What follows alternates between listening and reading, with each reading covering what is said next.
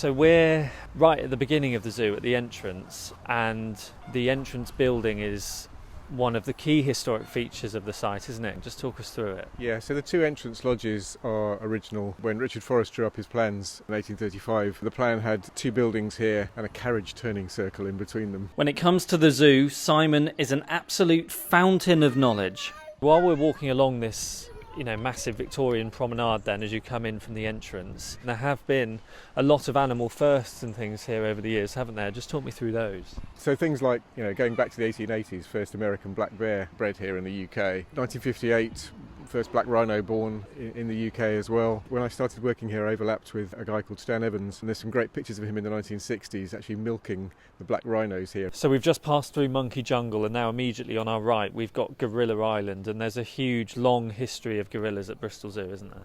Yes, I mean I think there were possibly gorillas here who maybe didn't survive very long going way back, but the first one that's known about and documented well was Alfred from 1930 to 1948. And Bristol began to pioneer the breeding of gorillas here, so that the first successful breeding and rearing of gorillas in Europe was Daniel in 1971. And if we fast forward to modern times, the gorillas that are here now are almost like, they're almost like the flagship animal of the conservation work that the zoo does these days. Yeah, absolutely. I mean, it's interesting, in the 30 years that I've worked here, conservation was obviously being talked about and thought about from the 1960s onwards, but it really came to a head in the sort of late 80s, early 90s. As we pass Gorilla Island, one of the vivid memories I have of the first times I came to the zoo was the elephant that was here, and lots of people all across Bristol will have memories of coming and seeing elephants here. I mean, Wendy and Christina were the most recent elephants that people remember. When Wendy died in 2002. I mean, when she was little, she and Christina were taken out of the zoo and taken for walks around Clifton and down to the weighing station at the railway station and all sorts. This was built in 1928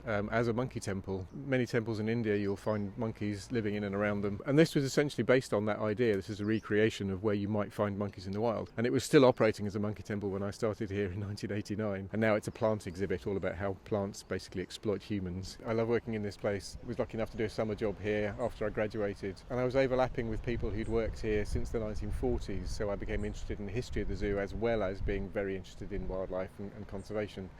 And in a way this site just embodies all of that. It's got such forward-looking and forward-thinking role, and always has done, and pushed the boundaries, and yet it's also a microcosm of the history of zoos going back to the 1830s, and how we've looked after animals, how our knowledge has changed, just all in one place. It's a really iconic and really fascinating and interesting site, and I've loved working here.